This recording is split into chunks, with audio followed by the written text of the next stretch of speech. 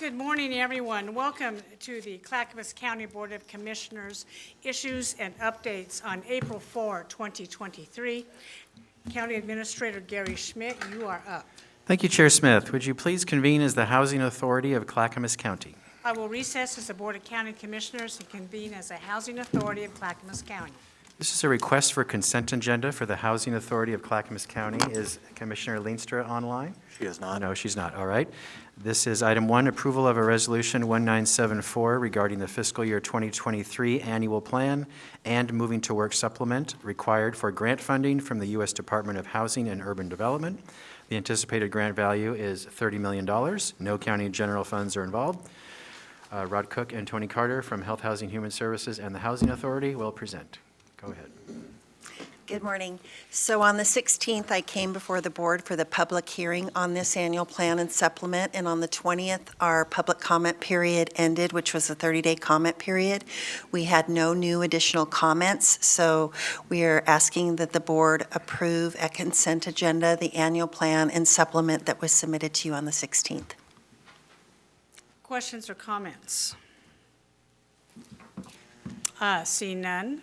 Seeing no objections, thank you very much. And this will appear this week on the consent agenda. Yes, Thursday, yes. Thank you. Thank you. Okay, thank you. Chair, would you please convene as the Water Environment Services Board? Thank you, Ann Leenstra, for attending. I will recess as the Housing Authority of Clackamas County and convene as a Water Environment Services. This is a request for consent agenda for Water Environment Services. Item 1, approval of a personal services contract with Jacobs Engineering Group for telemetry integration consulting services. The contract value is $750,000. Funding through Water Environment Services, Sanitary Sewer Operating Fund. No county general funds are involved. Greg Geis from Water Environment Services, go ahead. Morning, Chair Smith and Commissioners. So right now we have a contract with Portland Engineering for this work. That's $300,000 a year. Some key personnel are leaving Portland Engineering, and so we're going to split the contract up between this company, Jacobs, and the next one, which is OCD. So it's the same amount of money per year. And basically, this is the communications and alarms that's throughout our system at all of our pump stations, our treatment plants, our inline flow monitoring. So it's really the brains that communicates all of the automation across our facilities. Questions or comments? So it's not 1.5 million with the two, item 1 and 2 combined? It would be, yes. This one is 750 max. The other one is the same. So it's 1.5 million over how many, is that per year? 5 years.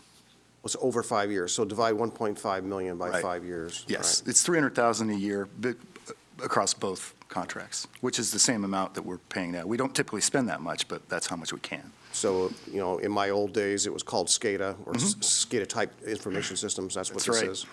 Supervisory Control and Data Acquisition System. All right, thank you. Any further questions or comments? Seeing no objections. Item 2, approval of a personal services contract with OCD Automation for telemetry integration consulting services. Contract value is $750,000. Funding through Water Environment Services, Sanitary Sewer Operating Fund. No county general funds are involved. And this is the same thing. Like I said, we're spreading it across 2 contracts. We think that will help with resiliency, redundancy. Same thing. Questions or comments? Seeing no objections. Item 3, approval of a public improvement contract with A Affordable Septic Service for Fishers Forest Park, large on-site sewage system treatment process upgrade. Contract value is $778,108. Funding through Water Environment Services, Sanitary Sewer Construction Funds. No county general funds are involved. All right, this is a project for Fisher Forest Park. It's 26 homes out the Redland Road area. We just finishing up work in the collection system, replacing the pipes and the manholes and things like that. And phase 2 will be to refurbish and replace the treatment works connected to those pipes in those homes. It's expensive for the number of households. Excuse me, Greg, I didn't hear. I said it's expensive for the number of households served. We did get 3 bids. Engineer's estimate was $822,000. Low bid was $778,000. Okay, questions or comments on this? Yeah, it's about $30,000 a household, I think, if I did my math quickly and correctly. And when you add the collection system work, it's closer to 55,000. Is that right? It's obscene. Okay, so it's double that essentially. So that's a one-time cost, and it's going to give us how many years of service?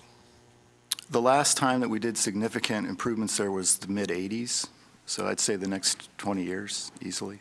Okay. And it's not directly being paid by these homeowners, No. it's being spread across the whole district? Right. Right? Yeah, when I did back-of-the-envelope math, their sewer bills would be well over $200 a month if it was just them paying for it. Yep. But you spread that across the district, and it's fractions of a penny. I know it depends where you are in the district, but and I heard some of the ratepayers about this, are not happy that they're picking up the cost for something that should have been built into the development in the first place, so. Yeah, I mean, whether it's Fisher Forest Park or Hoodland or Boring, those were satellite systems that were run by private entities that for one reason or another, the county agreed to take on back in the day. It wasn't a good idea then. That's all I have. Commissioner Scholl, are you okay? No, I'm good. Good, all righty, thank you. Up next, see no objections to this moving forward. Item 4, approval of a personal services contract with Jacobs Engineering Group to provide engineering services for the Tri-City Clarifier Rehabilitation Project. Total value is $1,174,243. Funding through Water Environment Services, Sanitary Sewer Construction Funds. No county general funds are involved. Thank you, Gary. So this is the construction part of this project has already been approved. Phase 1 is $5.4 million, and that'll be followed by Phase 2, which is $12.4 million, so total of $18 million project. And we've selected Jacobs to do the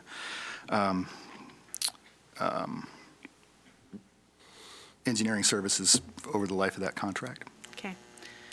Questions or comments? Expensive day Yeah. for Wes. Seeing no objections.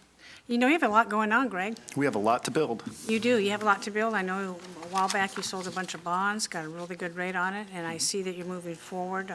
Very important needs in your service area. Thank you. Thanks a lot. Thank you. Chair, would you now convene as the Enhanced Law Enforcement District Board? I will recess as a Water Environment Services and convene as the Enhanced Law Enforcement District. You are now meeting as the Enhanced Law Enforcement District Board. This is an advisory board and commission appointment. Tony, go ahead. Commissioners, the Law Enforcement District Advisory Board, staffed by Clackamas County Sheriff's Office. Apologies, Commissioners, there is a clerical error on this document, and I need to take it back to staff. They have indicated there are 3 openings, and they are recommending 4 people for appointment. I will accept a motion. I think Sure. What are you going to do? Chair Smith, I need to take this back to staff. Oh, They we're not have ready for listed, no, I apologize. They have listed that there are 3 openings, and they are recommending 4 members. Okay, got it. And I apologize. I will need to sort this out with staff and bring it back to the board. Okay, I didn't hear exactly what you were saying. I wasn't clear. All right. Let's take it back. We'll redo it later. Yep, we'll bring it back next week. All right, thank you. Chair, would you please convene as the Board of County Commissioners? I will recess as the Enhanced Law Enforcement District and convene as a Board of County Commissioners. The following are requests for consent agenda for the Board of County Commissioners. First, Health, Housing, Human Services, item 1. Approval of a local subrecipient grant agreement with Micronesian Islander Community for the Commercial Tobacco Prevention Community Grant. Total contract value is $20,000 for 6 months. Funding is through the Oregon Health Authority. No county general funds are involved. Rod Cook, Health, Housing, Human Services, go ahead. Good morning, Commissioners.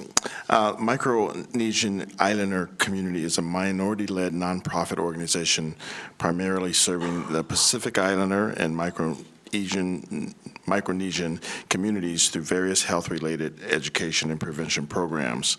They receive funds from the Oregon Health Authority to identify and assess community priorities related to commercial tobacco use in rural Oregon, and they will use this grant funded to expand their data collection efforts here in Clackamas County. Questions or comments?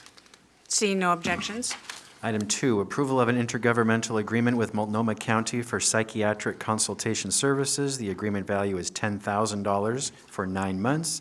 Funding is through the Oregon Health Authority and the Oregon Health Plan. No county general funds are involved.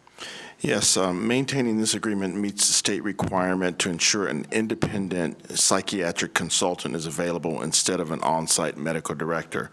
The consultant psychiatrist will provide expert opinion on cases involving non-Medicaid clients receiving care coordination services through Clackamas County Behavioral Health Department, guidance to mental health abuse investigators, and crisis and safety net programs as needed.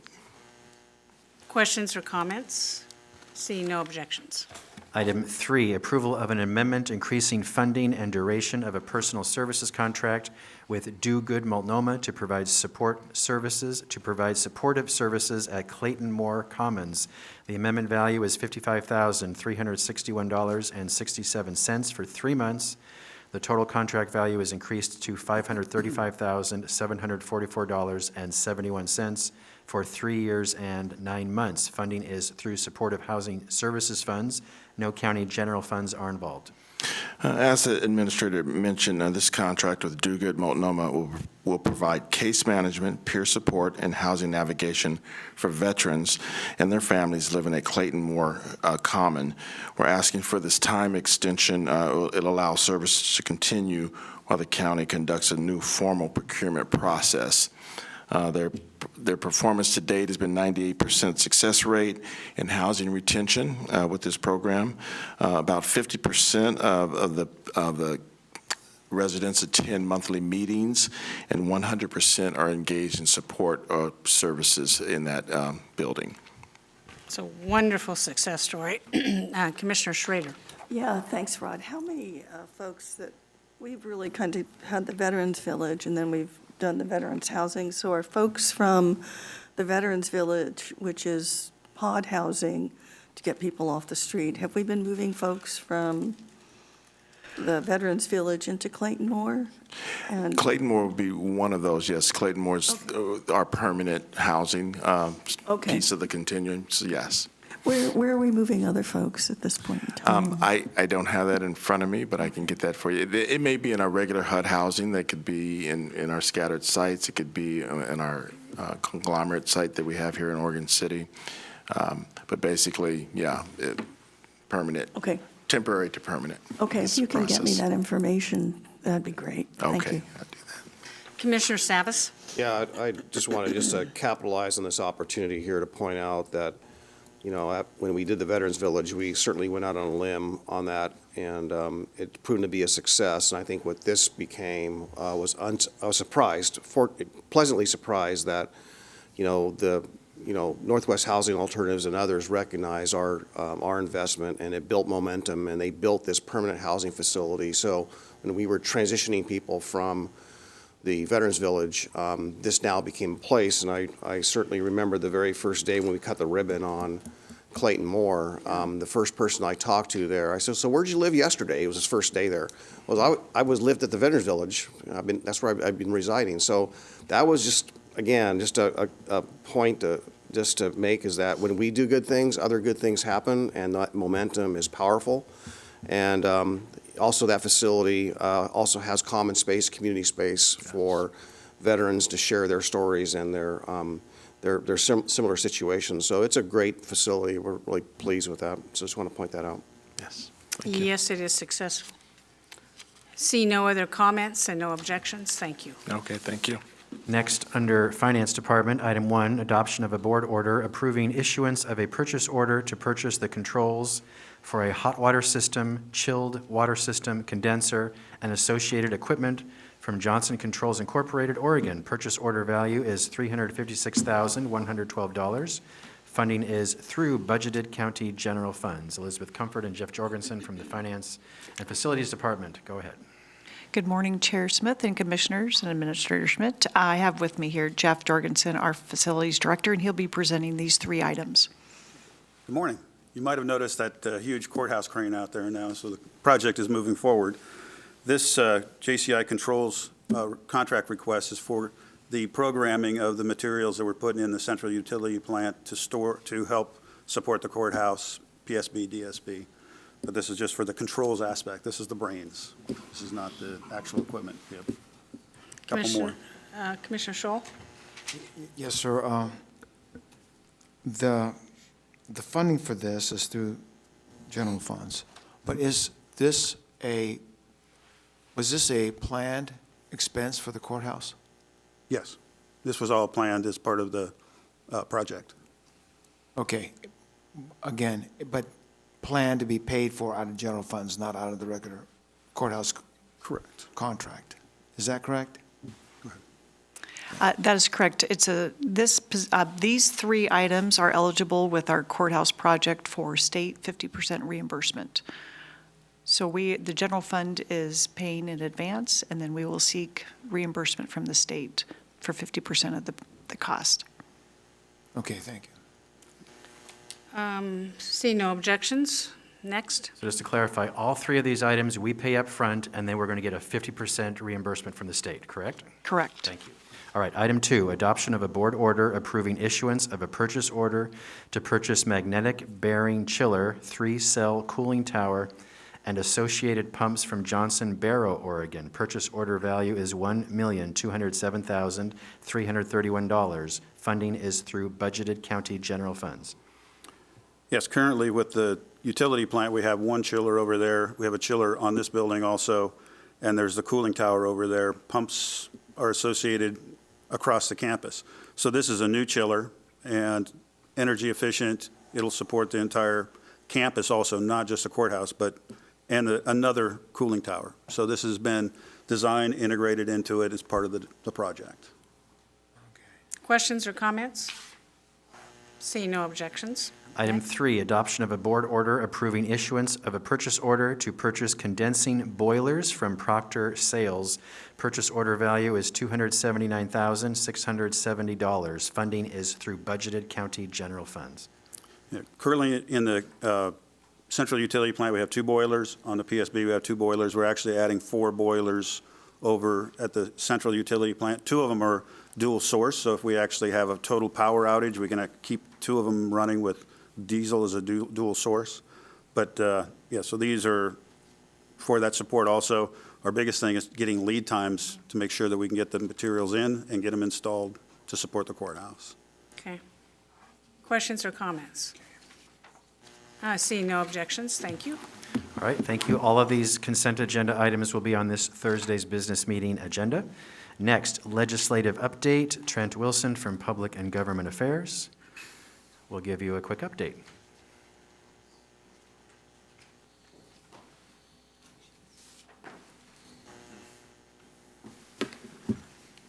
Good morning, Chair Smith and Commissioners and Administrator Schmidt. Good to see you this morning. I'm here with just a quick update on the letter that you approved last week that we have been actively gathering logos in order to submit that to the legislature. We had a target date of doing this by Friday last week, but spring break kind of got in the way for a lot of our jurisdictions. However, we do have 13 logos currently. A lot of jurisdictions are meeting today to determine if they're going to jump on with this. Most of the jurisdictions affected by tolling potentially on 205 have already signed on, so we're really waiting for some of those jurisdictions that are a little bit outside of the county, like regional partners, Marion County, Washington County, Metro, et cetera, who are taking a look at this. So it's in a good place. We're targeting to get this out by tomorrow afternoon, and we are already working with our business communities to follow up after our letter to sort of reinforce that effort to push the legislature towards having a conversation around tolling in Salem. That's the big update, but I'm also here to answer any questions. Thank you. Commissioner West. Hi there. Good morning. I wanted to just ask you a follow-up about a bill, Senate Bill 1013. I'm sure you're aware of it.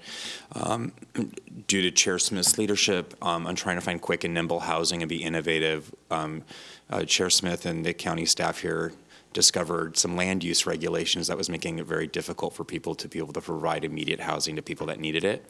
Do we have any update on that bill, the ARV bill, and changing that land use designation? And how do you think that bill is going? The bill has had its work session, which is the deadline to have a work session is today. And so that's good news, and it's continuing to be scheduled for a third third reading, which is what it will need to pass out of its current chamber, the Senate chamber. So it's in a good position. It just keeps getting rescheduled because there's a lot of bills to push through the third reading. So it's in a good spot. I think it's going to go to the next chamber. So you think it passes out of the Senate and goes to the floor. House? Yes, that's correct. Okay, thank you. Commissioner Savas. Yeah, I don't know much about the bill. I'm aware of what it's designed to do, and it sounds like it's a novel concept, so I appreciate that. But, you know, I just wonder if there's sideboards on there. As you know, I know that we've had a number of people ask us to remove abandoned motorhomes or motorhomes that people are living in, for example, off the street and so on and so forth. Some of them look pretty bad, right? Is there any sideboards that, by allowing this to take place on, you know, in rural areas, that there will be some, you know, cleanliness, hooked up to sewer? I mean, it's all in more of a legitimate, clean fashion as opposed to something that could go bad in some instances? Thank you for that question, Commissioner Savas. I don't know the full extent of the details of this particular bill. What I do know has been the main heartburn with the bill is that it's that there were pieces of the bill that were mandatory, and so what we're expecting is if and when the bill moves into the House, it could receive an amendment that makes it more permissive for local governments to implement it or not. That's been the big hiccup, so we're expecting an amendment once it goes to the House. I think I can answer that. When I testified before the Senate committee, those questions were brought forward, and this bill is not abandoned RVs. It allows one RV in unincorporated Clackamas County. The issues of sanitary and cleanliness are addressed in the bill going forward. The difficulty in something like this is not to impose another mandate on counties that you must. So parts of the bill, it says, you know, counties shall allow one RV. That was the only mandatory part of this bill. However, the rest of it is permissive. So it's probably going to come forward. I expect it to pass out of the Senate to move to the House. And the senator who has sponsored this bill is very much aware of these type of questions being asked. But it was fully vetted by the Senate committee on this. Thank you very much. Commissioner Yeah, Savas. just real quickly, for those motorhomes that people are living in particularly, will, you know, just because I know that some don't look too good, like they're eyesores, right? So the neighboring, you know, the neighbors have complained about that currently, absent this bill, you know, aside from this over the last Right. several years. Are there sideboards that give us some opportunity to put, I won't say restrictions, but, I believe there are. okay, all right, My understanding there is. great, thank you. Thank you, Trent. Really quick. Yes. It's my understanding, I'm hopeful, I'll say for myself, as I looked at this bill and working with our assessors and helping promote this land use change to get housing up rapidly, I'm hopeful that we could quickly, after this bill passes, anywhere between 50 to 100 people could be immediately housed using this innovative land use kind of tweak and change. So this bill is going to give local governments the ability to be really nimble. I'm excited by it. Thank you very much for that. Anything else, Trent? I have no further updates, just that today is a deadline for the state legislature. Bills have to pass out of their, out of a work session within their first committee or chamber, their first chamber. And so we're expecting a lot of bills to not make it into tomorrow, and that will reduce our workload, but also get us more focused on some of those things that we'll see pass at the end. Thank you very much. Thank you. Gary. Okay, next is a request from Portland General Electric for the county to sign a support letter for a grant they are applying for. Daniel Neibauer from Disaster Management will present. Go ahead, Daniel. Daniel Neibauer, Interim Director, Disaster Management. PGE is requesting a letter of support from Clackamas County, signed by the chair, for a grant application to the Grid Resilience and Innovation Partnership Program out of Department of Energy. This federal grant aims to enhance grid flexibility and improve resilience of power systems against growing threats of extreme weather and climate change. For this particular project they're proposing, it will deploy automation on the grid to help reduce outages and restore services using their new advanced distribution management system, which will deploy smart sensors to help isolate faulted sections and do more undergrounding of distribution lines to help prevent wildfires. All of these will be implemented in Clackamas County. A portion of this will go to the Mount Hood corridor and complement the BRIC grant project if we if PGE should be successful and the county be successful in that award. Yeah, I read the letter, and I do approve of it, and it's necessary, I believe, to partner with our utility provider, because Clackamas County has seen a lot of hits. The resiliency is very important. We saw them make some improvements, but there's more to be done. Any further questions to this going forward? No objections. Thank you, Daniel, for bringing this forward. Please make a motion, Chair. Oh, yes. I entertain a motion. I move to approve the letter to PG for the grant. I'll second. Commissioner Savas has moved for approval to send a letter for $100 million application for grid resiliency in Clackamas County, and Commissioner West has seconded that motion. Any other further discussion? I would like to say, Trent, I'd like you to add this to our federal lobby list. And as soon as this is signed, send that over and make sure our congressional delegation knows how important this is. Thank you very much. Tony, please take the poll. Commissioner Schull, Aye. Commissioner Schrader, Aye. Commissioner West, Aye. Commissioner Savas, Aye. Chair Smith. Aye, motion passes 5-0. Thank you very much. All right. Next topic, Project Turnkey Draft Board Order. This is continuing a conversation you had last week. Stephen Madcore, County Counsel, will present, and the draft board order was in your packet. Thank you, Gary. Good morning, Commissioners. As Gary mentioned, this is a revisit of a board order that the board tabled last week.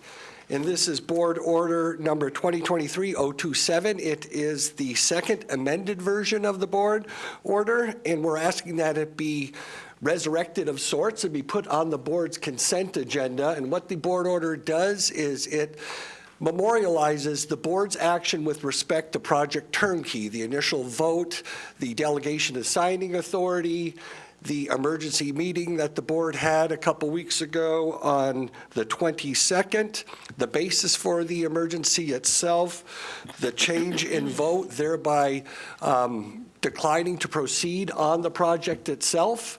And what this does, it closes a loop on this transaction and also directs staff to release the earnest money of $150,000 to the seller pursuant to the terms of the purchase and sale agreement.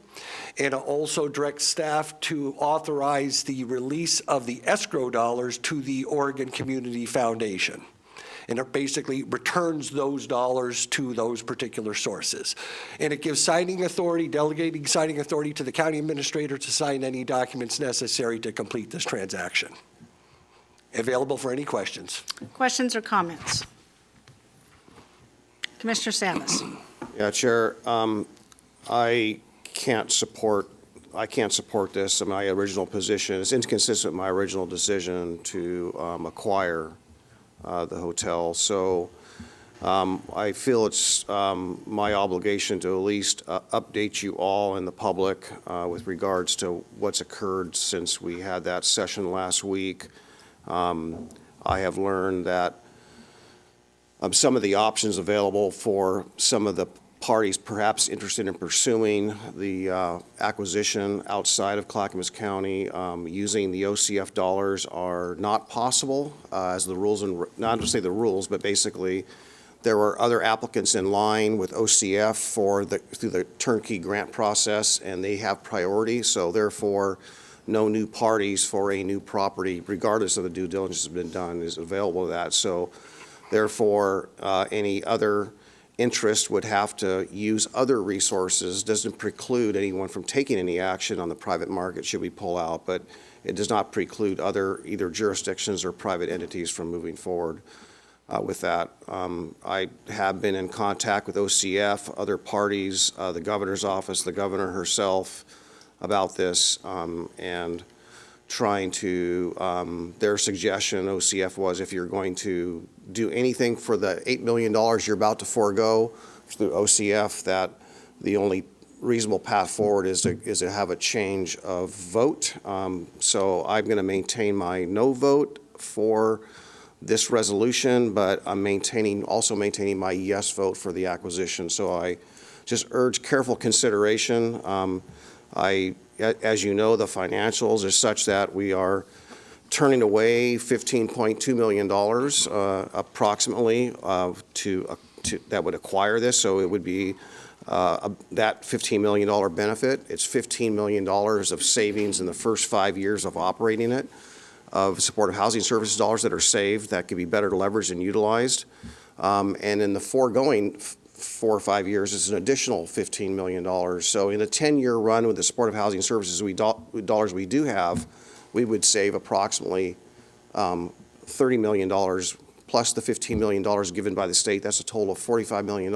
I just don't think in this housing crisis, this is the time to step away from this kind of an opportunity. Thank you, Chair. Commissioner Schrader. Yes, I'm also going to respectfully vote no on this. I will stand by my original decision to move forward with this, largely because I think that our communities need to know we have had significant success with a model of this kind. We worked very hard. Again, I will mention the Veterans Village again. Getting people into transitional temporary housing and then having an opportunity with an intentional community with someone on site that helps keep people on track for recovery has worked for us, and it continues to work for us, and that is our Veterans Village, Clayton Moore Commons, and then the other opportunities we have with our housing, capacity to move people into permanent housing. I am particularly interested in the fact that we will be looking at what I see as a recovery model as well with systems of care.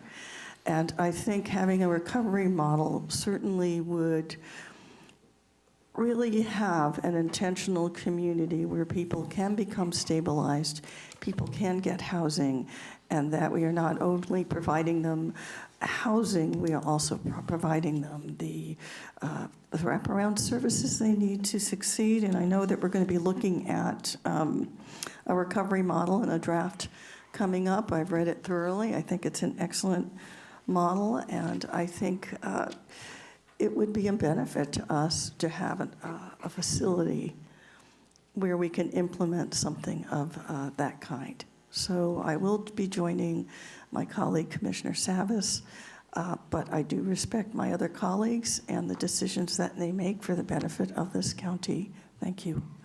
Thank you. Commissioner Scholl. Yes.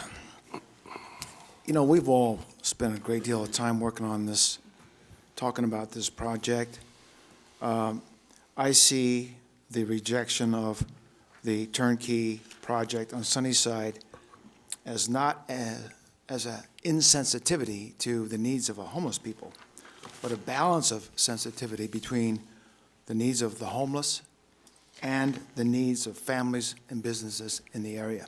The county is spending millions and millions of dollars every year on a big array of different housing opportunities for those in need. We'll continue to do that.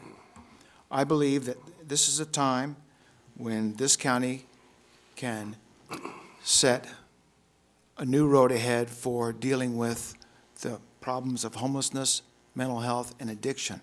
We've talked about the need for a new focus on treatment first, and I believe that the loss of the turnkey project on Sunnyside Road is not an overall negative. It's for the community in the greater Sunnyside Road area. This rejection of this turnkey has been met with approval. So, again, I don't see the loss of this particular project as being a negative. We will continue to focus on helping the homeless in every way we can, and at the same time being sensitive to businesses and families in our county. Thank you. Thank you. Commissioner West. Thank you, Chair, my fellow commissioners. we've put a lot of work into this. A lot of conversations with all different aspects and facets of our communities from all different walks of life, quite varied opinions from all over the place have weighed in on this. And being here in the first 90 days, it's clear to me that we have a deficit of resources for people struggling with addiction and those struggling with mental health and leaders in our state, election cycle of election cycle, have divested from those necessary resources to help those people that are struggling with those human issues. And I as we move forward as policymakers, I think it's essential that we also tackle those core issues.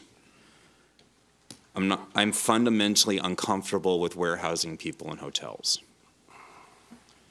because it's not community oriented, truly. It's not a model that necessarily gets people on the pathway to recovery and self-sufficiency and wholeness in their lives again. And we can see a mixed bag with hotel-type projects, not just in Oregon, but up and down the West Coast, where some have been successful and some haven't. But fundamentally, I think we need a shift in our worldview and how we address this issue through compassion, deal with people's human dignity. And I don't think that Clackamas County believes that this hotel is the best effort to do that. I want to thank Governor Tina Kotek for her collaboration with me in conversations around this issue, her desire to also to potentially put resources in Clackamas County for recovery-oriented systems of care. I am grateful and humbled by her outreach to start that conversation. And regardless of how this vote goes here today, we must still help people in recovery that need to get off of the streets, that need to not be in threat of homelessness because of their addiction and disease issues. Everybody who needs that type of care deserves it and should have it.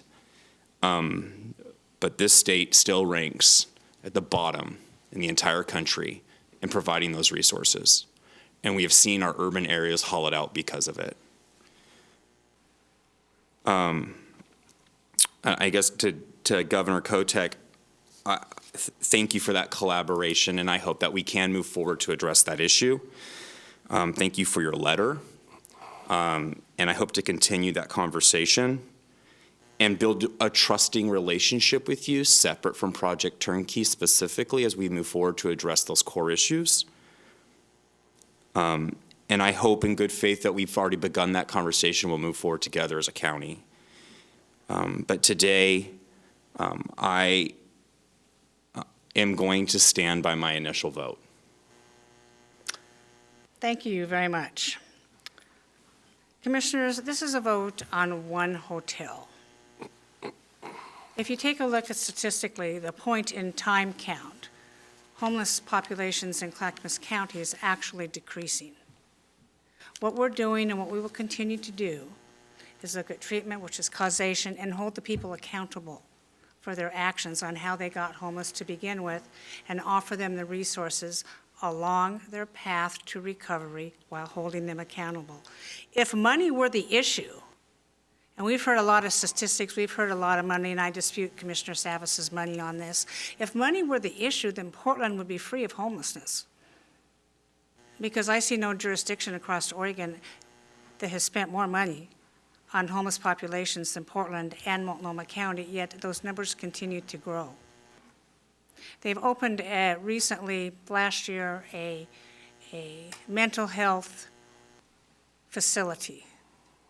And they had to recently close it because the model they put together did not address causation. It did not get people off drugs. It did not get people into mental health recovery. So I suspect they closed it because they found out it was not working. I do not want to emulate Portland's recovery model because it's not a recovery model. When I changed my vote, I said I had a 3-point plan going forward. This board is actively engaged in that. Staff is working forward to move this needle. Clackamas County is viewing the homeless situation differently than any county across the state. And I wish that all the counties, I wish the Oregon legislature and the governor would embrace our efforts as something different. We can do better, and we will do better on this. Commissioner Savas, and then Commissioner Schrader. Yeah, Chair, I respect all of my colleagues, and I appreciate, again, your concerns and efforts about this. You know, we have to be honest and face the fact that the campaign that was ran against this, a petition campaign, was really based on false information. We know that. I don't think we can sit here straight-faced and deny that that was a misrepresentation of what we were doing. Commissioner West, I have deep respect for you, but I just don't think when we have an 85% success ratio of transitioning people out of the hotel model, that that would be in line or consistent with warehousing people. So I respectfully disagree with that characterization. No disrespect intended, but just want to say that. I stand by the financial numbers. I think there's no financial argument to, frankly, turn away from this opportunity. All the numbers are positive if you want to look at it from a financial, fiscal conservative basis. It's just, there's just no one's made a good fiscal argument why we shouldn't do this and acquire it. That said, you know, I know it's a new day. We have a new governor. She made this in her very first few days. This is a top priority. I am going to trust that not only the governor and the governor's office, but a number of elected officials, a majority of elected officials across party lines have been supportive of doing something. And I cannot help but say, and somewhat frankly agree with, this will result in a delay of us offering services to those needed who are in Clackamas County today. And I think that is probably the most heartbreaking, heartfelt concern I have about this. This will delay some people the help that they need.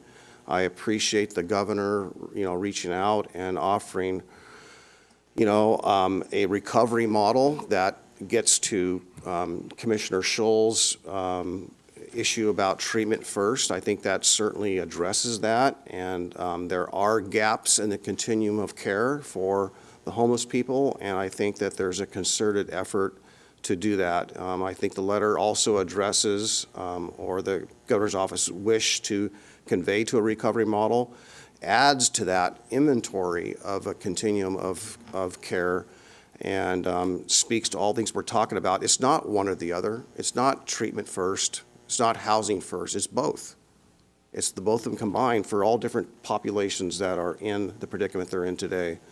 So, you know, I know that it sounds like you all have, you know, are set in your decisions. I understand that, but I just want to get it on the record that I just think this is the delay and the fiscal aspects.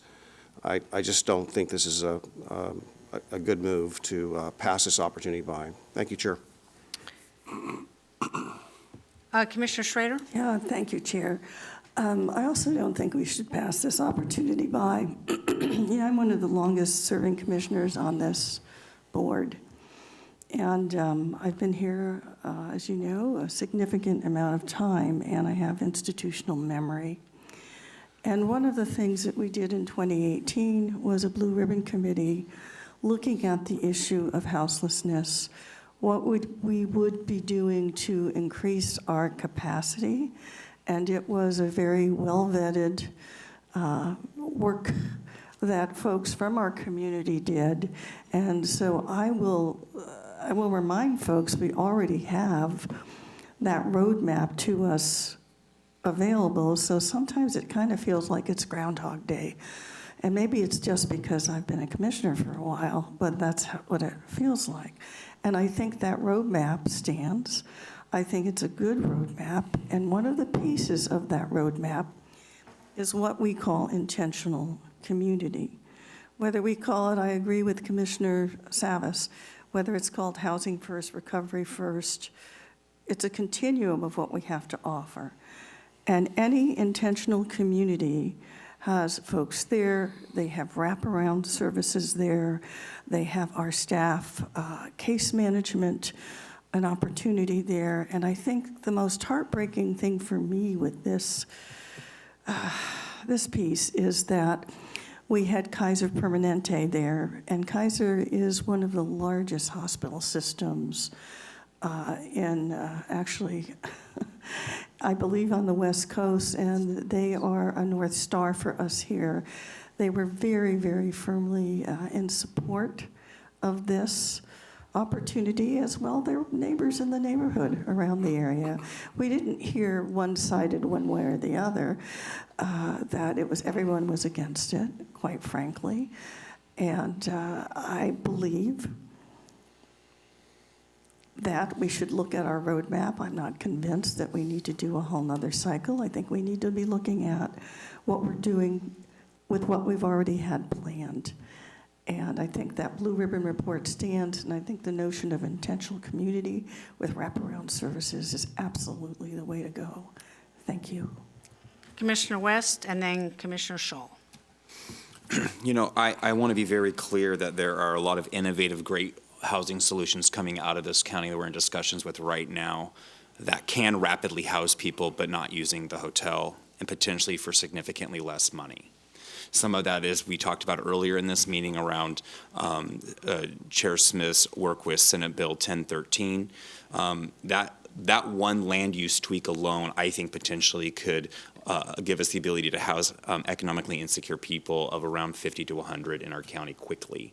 There's other ideas that are innovative and Clackamas County focused that are tailored to the needs and what our communities will accept here in Clackamas County. As we know that all local areas are very different from one another, and the government closest to the people impacts their lives the most. So it is, I'm hopeful that we can move forward with these smart ideas that have been in the legislature and that have been here and are being tried here locally to really get some things done to get these people housed. I think it's essential to say that.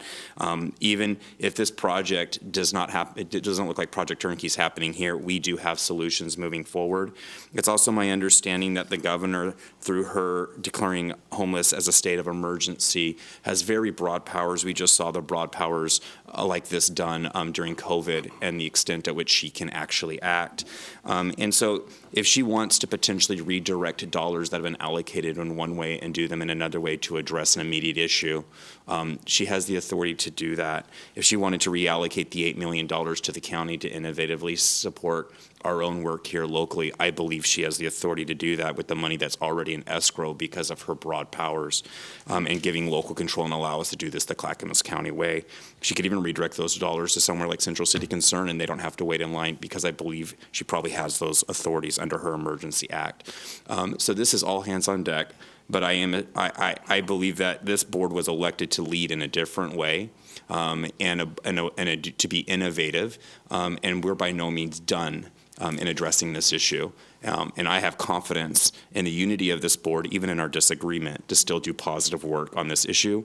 And this county is going to be heavily focused on a recovery-oriented system of care and things that focus on recovery and getting people's lives back whole and self-sufficient again. And it's been far too long that the power structure and the status quo in the state of Oregon has ignored those issues and divested from it. I wish we had the same outpouring when Universal Health Systems wasn't allowed to build that 100-room mental health hospital with an emergency room that was not open because of protectionism by the unions and because of lack of Governor Brown's leadership. I wish we had that same outpouring because those same people suffering on our streets of schizophrenia and acute illness are not treated today because the governor and the state of Oregon would not issue a needs certificate. And I get that that's not a hotel, but that was a much-needed resource we did not get at that time either. So I think there's a lot of work to be done and a lot of history where we have to invest in these critical issues that are core issues driving our housing issues within the state of Oregon. Commissioner Scholl. Yes, thank you. I'd like to remind the board that we did receive some 1,974 signatures, not just from the Sunnyside Road area, but from across the county, urging us not to purchase a Quality Inn. And as a commissioner, I have the responsibility to listen to the residents of those neighborhoods and communities, and also to seek new methods for maintaining a safe and vibrant neighborhood for families, businesses, and for those who are homeless. Thank you. Thank you. I'd like to follow up. I've reached out to almost all of the 16 cities in Clackamas County wanting to site a project turnkey. Not one city said yes, they want it. The only cities that did don't have a hotel and did not have any available land. That was Milwaukee. By the way, the city of Milwaukee is doing more than their fair share on housing people, on low-income housing, supported housing. They have thousands of units in their city. They have really stepped up to the plate. Oregon City Mayor wants housing, and I said, fine. Do you have a hotel? Well, no. Do you have land for us to build? Well, no. Can you find something? Is there a building that we can convert to housing if that's what you want? And she says, well, I really don't have anything. I says, okay, we'll continue to look. So my point is this. Nobody wants this in the county. So we finally decided on a piece of property that was unincorporated, Clackamas County, not attached to the city. However, it's in Happy Valley's UGMA, their urban growth boundary. They did not want it. This sits next to a commercial center where there's a lot of large businesses, mom and pop businesses. They did not want it. So it comes a time when you're leading. You listen to the people who voted for you in office. And so that comes to a time when you have to make a somewhat difficult decision on by some parameters, but yet a very easy decision when it comes to listening to people. I have been in conversations with Governor Kotek almost on a weekly basis since she declared the emergency. And her focus, up until I said no on this, her focus has been on housing, housing, housing. How many beds? What are you doing? I says, well, fine, Governor. We need mental health facilities. We need recovery facilities for addictions. What are you doing about this? Yeah, I hear you. Yeah, I hear you. So now for all of a sudden, for her to make an about face, I welcome that. We have monies that we can direct towards this. We find a facility, and we open it up, and we go forward. Somebody mentioned Kaiser Permanente. They will be there for us on this as we move forward. 2 more comments, commissioners, and then I'm going to entertain a motion, Commissioner Scholl. Up next is, I don't know, Martha, will you go first? Yeah, I just want to say, Commissioner Scholl, I appreciate the count of the people who signed the petition, but can we agree that it was under a false pretense of outdoor shelters, which we're not going to do? Can we agree that it was under the pretense that this would be an open-up, walk-in, walk-out shelter, which we were not going to do? Can we agree that the petition was misleading? Mm-hmm. Sir? Yes. I admit that the petition did have a big element of emotion to it. But, Commissioner Savas, I believe that those signatures on that paper were sincere from the people of not just the Sunnyside area, but the county who had serious concerns about the Quality Inn. So I don't discount the legitimate document. I consider it to be a sincere expression of the people. I believe you're right. I believe that everyone who read that and saw that was alarmed, and I would think that if that was going up in any neighborhood, everyone would have rightfully be alarmed, but that is not what we were doing. That's what I think was misleading and false. So I don't dismiss the passion, the emotion, and the decision for anyone to sign that, but again, the pretense in which they signed it was not true.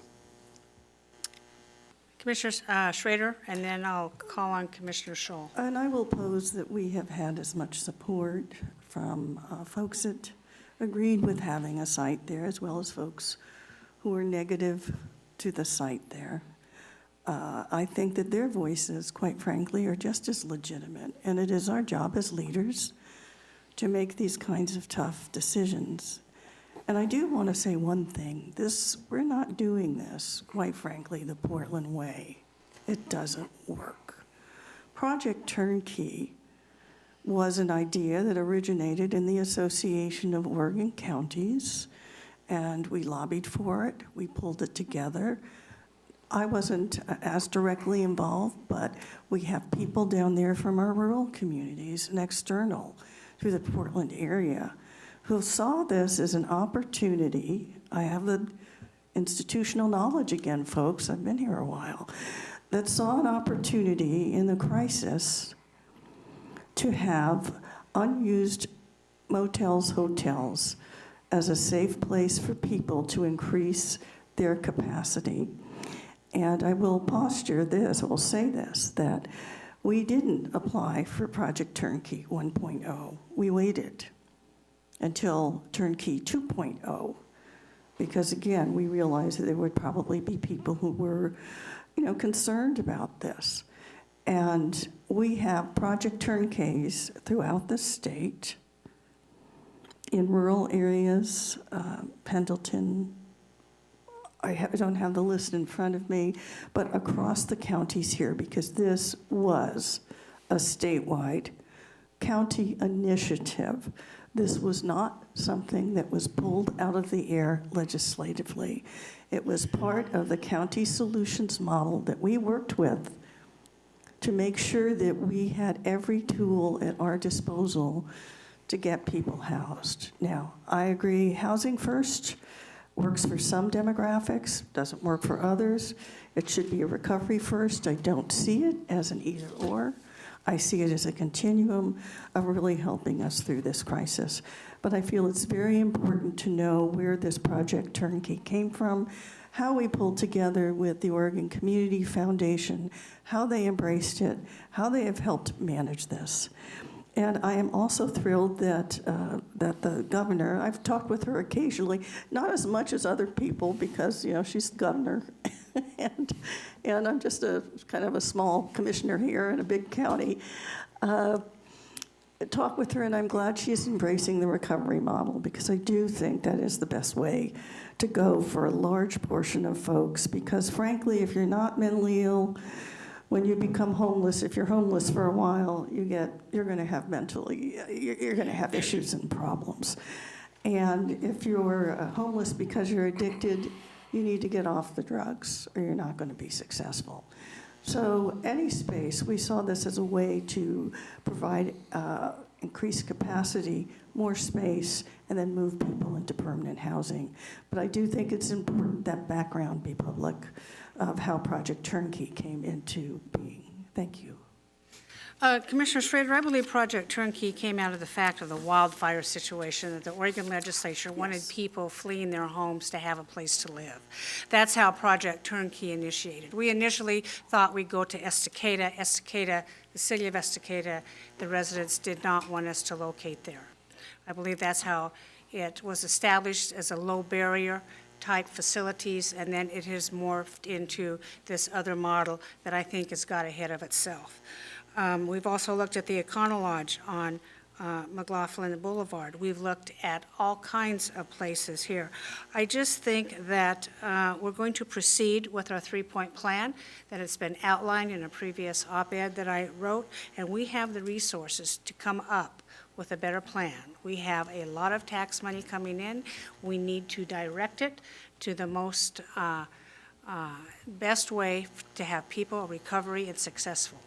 Commissioner Scholl, I'll entertain a motion. Yes, I move to approve the second amended board order number 2023-027 in the matter of the Quality Inn and to delegate the county administrator's signing authority to execute all documents necessary to complete this transaction.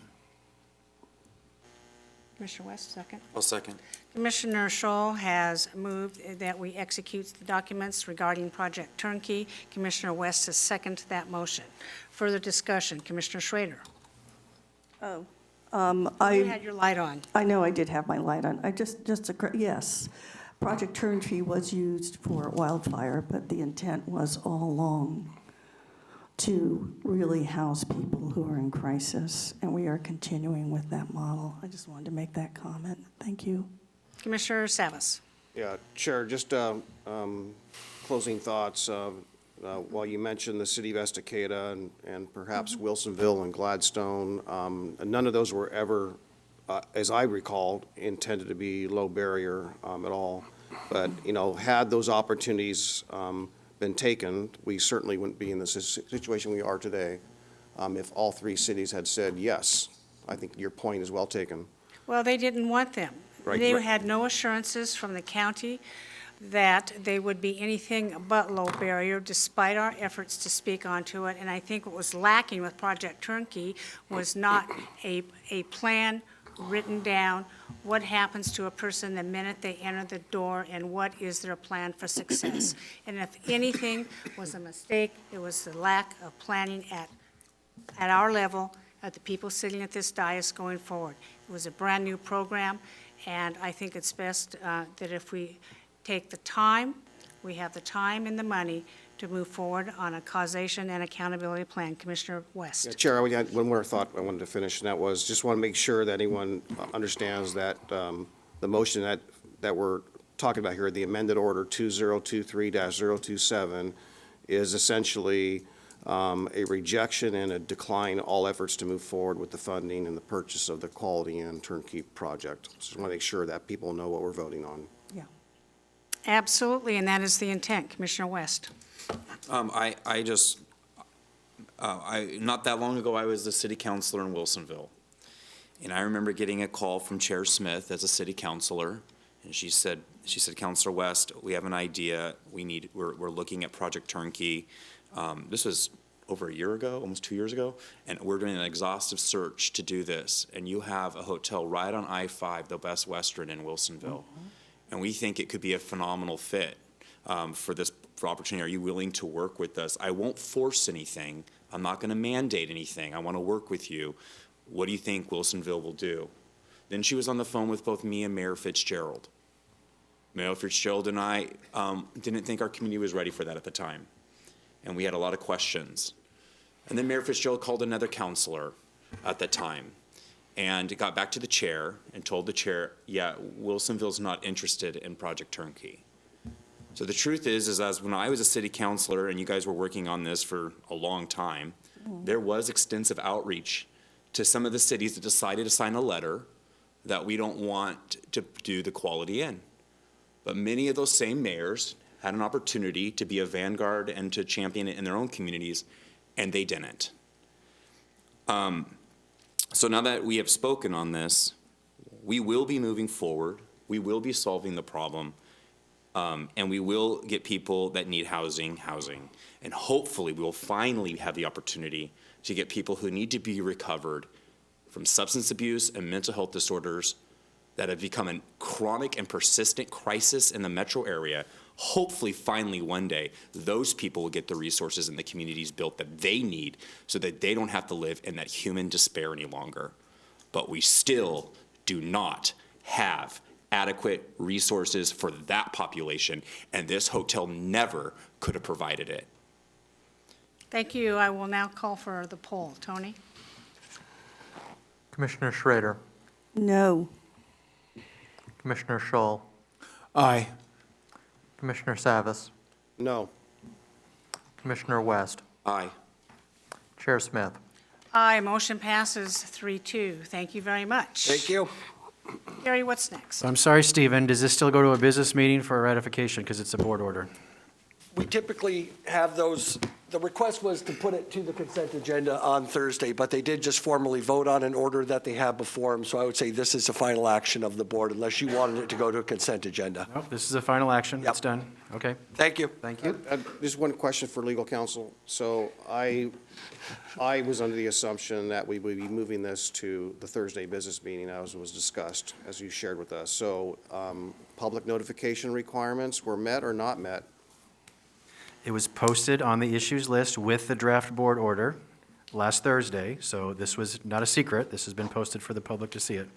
Right, but it was posted for the Thursday business meeting, right? It was posted for Today Issues, But was it Project also Turnkey Draft posted- Order. Was it also posted for the Thursday business meeting? No, it has not been. Because it was for you to take action today to either move it forward or make a decision. Okay, let's move forward, Commissioners. Gary, what is the next item of business? All right, next, Planning Commission candidate interviews. Commissioners, you already identified that you want to interview candidates for this advisory board, the Planning Commission. There are 2 openings on the Planning Commission, and there are 5 applicants. So today, I'm asking which of you would like to interview these 5 applicants. You could all do it, or 1 or 2 of you. Yeah, Commissioner Scholl. I'd be happy to volunteer. Okay, I would be happy to volunteer as well. Is there any other commissioner who wishes to do this? Now, Gary, if we have a quorum on this and we're interviewing candidates, does that have to be public if we have more than 2? We would have you do the interviews in groups of 2 or 3, or 2s, so it would not be a public meeting. Okay. All righty. I'd like to interview Martha? for a change. Is that okay? Yeah, Yes, I'd that's like to do it. okay. I think it'd be fun. So we have Commissioner Scholl, Commissioner Schrader. Yeah, Chair Smith, if you and Commissioner Schrader would like to do it, why don't you just, the 2 of you do it? That way you need to just do one run-through with the Well, I could candidates. step down and have you do it. Well, that'd be fine, but I'm saying You're if the this. vice if- chair. if- Why don't you go ahead and do that, Commissioner Okay, Scholl? I'd be happy to. That'd be good. Commissioner Scholl and Commissioner Schrader will do the interviews for the Planning Commission Board, and staff can get those set up as soon as you're able. Okay, very good. We will do that. Next, the Association of O and C Counties. It is time to pay the annual dues to this organization. The county has been a member for many, many years. The dues for 2023, 2024 is $31,015.52. It is the exact same amount of dues as the current year, so there's no percentage increase in the dues. The county, this organization is helpful for the county to receive federal O&C land dollars from Congress. And so that money comes to the general fund, and we use that money to pay the dues. So there's really, while this comes from the general fund, it comes from the state dollars that the association helps us obtain. So it's really, we have the money from that account to pay the dues. Commissioner Scholl is the representative, if you wanted to add anything, if you feel it's worth we should pay this or not. Well, the Association of Oregon and California Counties is the association that protects the interests of some 15 counties in which lie some 2.1 million acres of forest lands. And without the Association of Oregon and California Counties sticking up for our best interest, this county could potentially lose millions of dollars from BLM harvest. Now, in Clackamas County, we have 93,000 acres of land managed by the Bureau of Land Management, and without the Association of Oregon and California Counties keeping an eye on them, we would, I think, continue to see the reduction in harvests, which has a direct effect on our rural schools, police, and fire. So I support this. Very good. So seeking direction from the board, if you would like me to pay the dues or not, commissioners. Do we need a motion? Yes, please. Commissioner Scholl, I'll entertain a motion.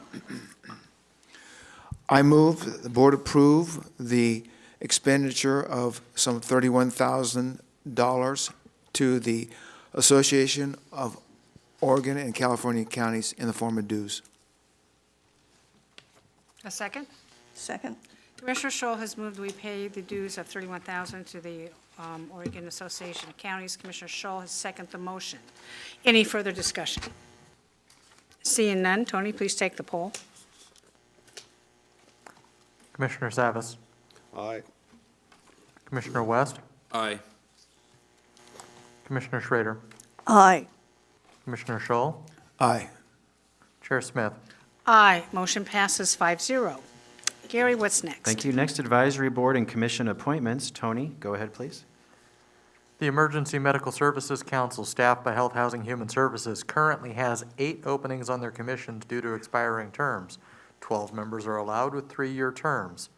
Through a recruitment process, 8 applications were received. All are recommended for appointment. The recommendations are as follows: Vince Stafford to a 5th term, Rick Huffman to a 1st term, Luke Straight to a 1st term, Dr. Sean Stone to a 2nd term, Dr. Sarah Present to a 2nd term,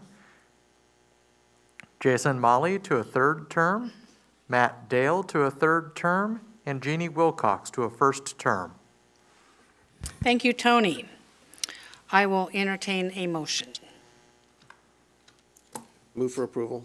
I'll second. Commissioner Savas has moved for the approval for the 8 candidates slated for the EMS Council. Commissioner Schrader has seconded that motion.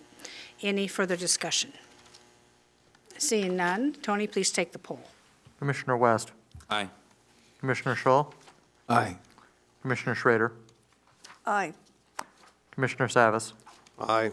Chair Smith. Aye, motion passes 5-0. Thank you very much.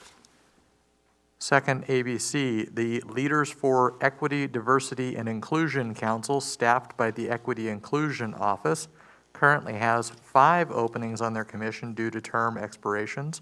A total of 19 members are allowed with 3-year terms. Through a recruitment process, 5 applications were received. 3 are recommended for appointment. 2 are new. 1 is currently on the board. The recommendation is as follows: Anamika Concola to a 1st term, Catherine Baer to a 1st term, Emily Cooper to a 2nd term. I will entertain a motion. Move for approval. Second. Commissioner Savas has moved for approval for the 3 nominees to the Leaders for Equity, Diversion, and Inclusion Council. Commissioner Schrader has seconded that motion. Any further discussions? Seeing none, Tony, please take the poll. Commissioner Schull, Abstain. Commissioner West, No. Commissioner Schrader, I'll abstain. I'm sorry, I'm not tracking. This is. I'm for not the- tracking what's going on Yeah, here. either. Well, one abstained, one said no. But So it's let's dead. let's review real quick what we're saying. Is there a problem? Is there a problem we- with this? I think we need to continue the voting before we have more discussion. So this is an advisory advisory appointments to the Leaders of Equity, Inclusion, and Diversity Council. This is to approve or reject the applicants to fill the vacancies on that Okay, committee. thank you for that, and I apologize for not tracking. Aye. I'm a yes on this. Yeah. Sorry. Aye. Commissioner Savas, Aye. Chair Smith. Chair abstains, motion fails 2-1. Chair, could I get a better understanding? Did I miss something? Well, the reason why I abstained is because we had basically 2 no votes. I want to bring it back for further discussion at a later date. I was surprised, as anybody was, so I decided to abstain. We'll bring it back for further discussion at another session. Commissioner West, you'd like to say something? I just need a better understanding of what the purpose and what this board specifically does to support it. I just want to have that additional education and talk about it, and then we can bring it back. Okay, I'm for that as well. Okay. That's fine. I'm not saying that we're not doing that, but we had basically 2 dissenting votes, and an abstention basically takes the motion down. So Gary, we'll bring it back. Let's do some more education on what they do, the progress they've made, and whatever their goals are. Is that what you're looking for? Yeah. All right. Yeah. All righty. Thank you very much. Up next. All right, next, your business meeting agenda review for this Thursday, April 6, 2023. The meeting's at 10 a.m. You'll have a presentation on approval of April 2023 as Grange Month in Clackamas County. You'll have all the consent agenda items that you authorized to move forward from today's meeting. If you have any questions on any item, please let me know, and staff is happy to answer it for you prior to Thursday's meeting. Next, Commissioner West has provided a draft resolution for recovery-oriented systems of care. Commissioner West and I made some revisions over the weekend, so you did get a revised version on Friday, and it was posted online, so the online version is the most recent version. But Commissioner West, if you'd like to kick it off, please. This resolution came out of the desire to make sure that we are not just prioritizing housing, and that we are addressing the critical need in our urban areas, and all up and down the West Coast particularly share this same issue and concern, that we identify that drugs, crime, and untreated mental illness are significant factors in homelessness, and that to really help people achieve their potential, to recognize their dignity and worth, to have good, clean, safe spaces throughout the community, that local leaders, I believe, need to make a statement and show the worldview and a belief system that allows the public to know the lens in which we're making our policies and the framework that is informing our actions. And I spoke to this earlier about the lack of emphasis that we've seen, not just in the Portland area, but like I've said before, all over the West Coast, on addressing this core issue with really, that's been, like I said, chronic and persistent. And so I think this gives local governments and other allies and cities, municipalities, and other counties a framework to begin to correct the narrative that this must be a primary issue that we address, and it affects local governments. And so this is a value statement and a policy statement about the direction that I think our county should move in. And there's been a lot of wordsmithing and talking about this and making it fit our county and not just be so overly broad, but even something that other local cities and counties in the state hopefully would be willing to adopt, to begin to start that conversation about putting the resources where they need to go, and that make sure that people have a well-coordinated continuum of care, that we are not shying away from stating the truth that addiction, mental health, and crime are major and consequential factors in the homelessness crisis, and that we must have recovery-oriented systems of care to solve that chronic and persistent problem. Thank you. Commissioner Savas. Yeah, so I appreciate, Commissioner West, your efforts here. And that one word, and when you said major in your, as we just spoke here, I know that can be interpreted. I think I understand maybe what your intention is, but between those words and what's not in this resolution, I have concerns about. And we talked about Thursday, so I'll just expand on where I'm going with this.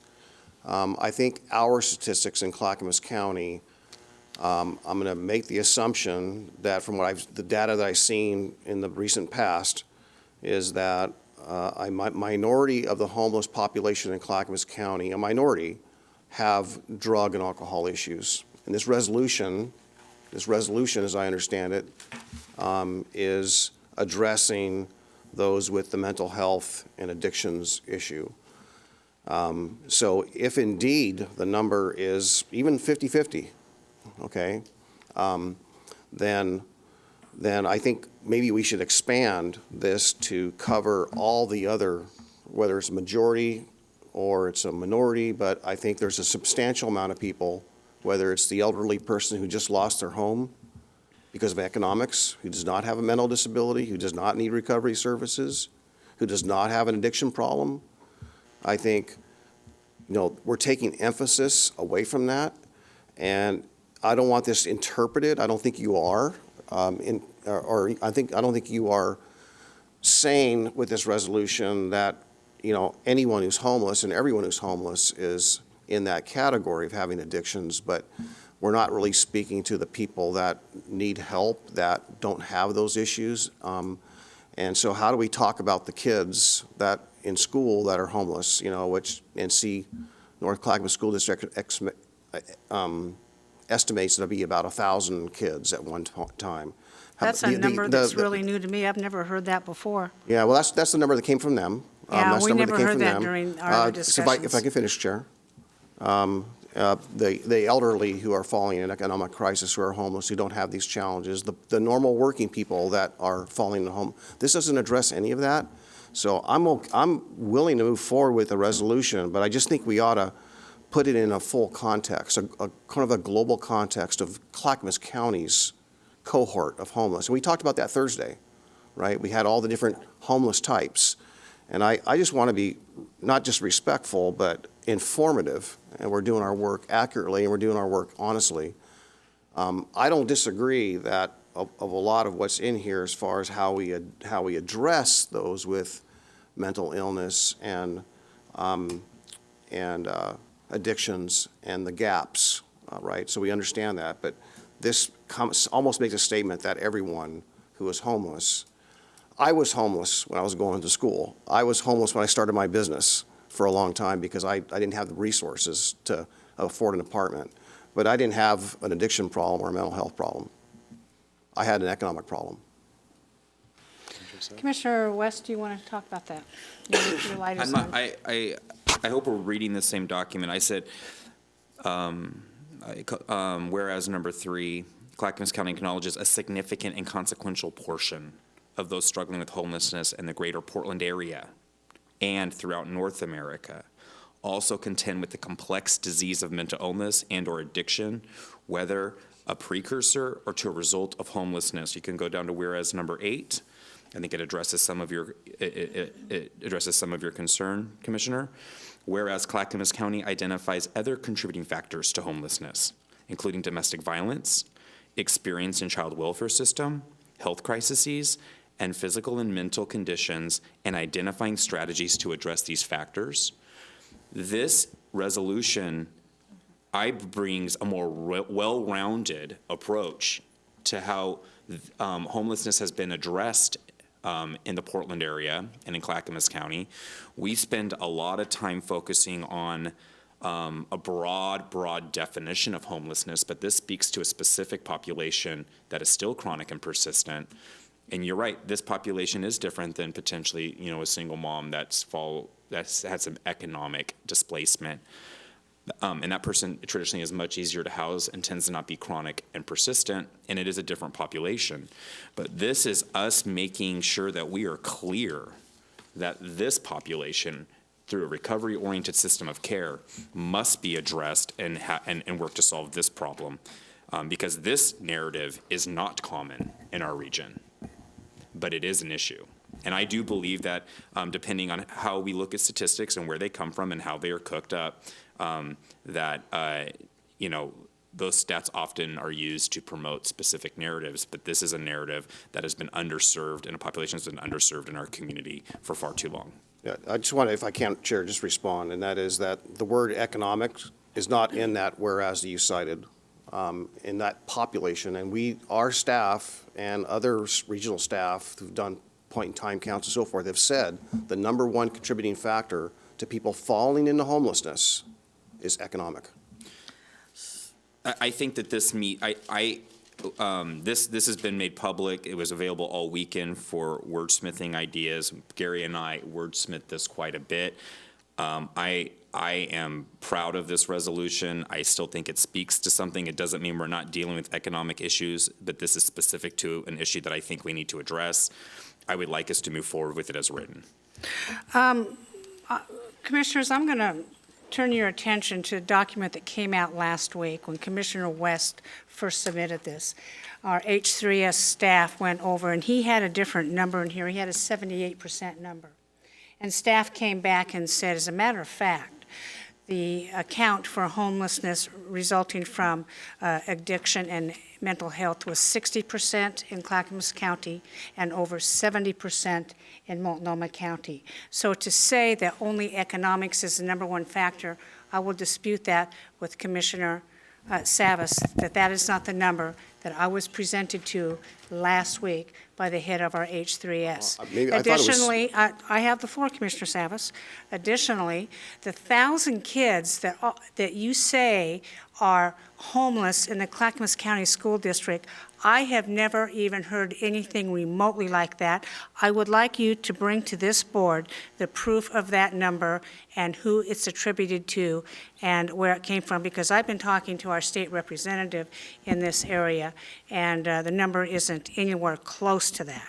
Okay, Chair, thank you. So if I may just real quickly, I thought that Thursday when we had our session, our staff told us that the mental health was 16, not 60, but 16% of the homeless population. That did not include the addiction, that only included the mental, was it? No, it was the other way around. It was, we have a picture of it, but my takeaway from that session on Thursday afternoon was that our staff, we were going to get back to us with numbers. did. And put real numbers, and so we have the documentation. That's, like I said, the NCSD had stated that number, and I've heard numbers, in the hundreds that were less. I haven't heard anything more, but that was just one school district. So I want the numbers. I want proof of what the numbers are as best as we can, estimates, as the whole type, I won't say the continuum, but the whole series of people, including economic, that are homeless, so we have a better understanding. I'd love to see some rough estimate numbers in here, but I don't want to leave out the economics. That's just too big of a deal to leave it out. Yeah, well, go back to what the staff came up with. It was all in your emails. I went through and I did the addition on that. You will see, according to our staff, as a matter of fact, Clackamas County, in the recent point-in-time count, came up with almost 60% of homeless attributes are addiction and mental health, and in Multnomah County, it is much higher. Commissioner Schrader, you're up. Yeah, can I just make a compromise, kind of a good thing? Why don't, if this is okay with Commissioner West or Ben, okay, it's okay with you, but why don't we, whereas Clackamas County identifies other contributing factors to homelessness, including domestic violence, experience in the child welfare system, economic and health crises? Could you just put something, one word, like economic Can and we health? easily amend that? Yes. Yeah? That's fine. And physical and mental health conditions, and is identifying strategies to address these factors. Yes, that's fine. Would that be okay? Where would you like the word economic to I appear? would like to have it in the child welfare system. Comma, Yes, economic and health crises, because. economic. Do you have that, Gary? Or you can do economic crises, health crises, and physical. I Yep. mean, it's however, what is most grammatically correct? I should know I that. think it fits fine in there. Okay, great. All right. If it's up, Ben, it's up to you. Okay. I have a quick. You're in the queue, Commissioner West. Yeah, so just to be clear, I think that there's a lot of stats, they're not always apples to apples, right? When we look at these stats, and sometimes they're diluted based on the definition of who's homeless. And this is looking at, and there's no stat on that, on number 3, it just says a significant and consequential portion, that we are acknowledging that there's this large portion of people that struggle with addiction and the complex disease of mental illness, and it's not unique just to Clackamas County. We see this throughout North America and up and down the West Coast, and we definitely see it in Portland. So I'm leaving that overly broad so that we can just make a value statement that informs our actions. And I think that that's appropriate, where we don't need to be hyper-specific, but we're making an overall worldview about what may inform our actions going forward as a board. And I'm fine with the economics addition, even though that is the narrative that we only hear right now. It feels like in the area, but I'm fine adding that in to be collaborative. And then, with that change, I would be willing to still support the resolution. Commissioner Scholl. Yes, this resolution draft does not reduce any current efforts to deal with the homeless issue. This resolution is something that illuminates a concept that is missing in so many cities and counties across this nation. It's a conceptual document that recognizes the failed efforts of many of our cities and counties and focuses on a new approach to alleviate the pressing challenges to treat mental health and addiction problems, which again is lacking up and down the West Coast and in many regions of this nation. Also, in addition to the awareness that this draft resolution creates, we also must not forget the work that we need to do to push back on root causes of some of these problems, such as Measure 110 at the state level, and such as open borders and the flow of killer drugs at the federal level. Thanks. Commissioner Savas, and then I will call for a motion. So I've got a few things here. So first of all, I was under the assumption this would be on the board's discussion for Thursday for adoption. Not true? Today you're working to put this on a future business meeting agenda. That's where you approve resolutions. Right, So- right. So I'm going to be the first to apologize for not submitting some concerns and edits about this because I've been sidetracked with other issues and had family out of town and so forth. So I apologize for not being prepared to talk about this.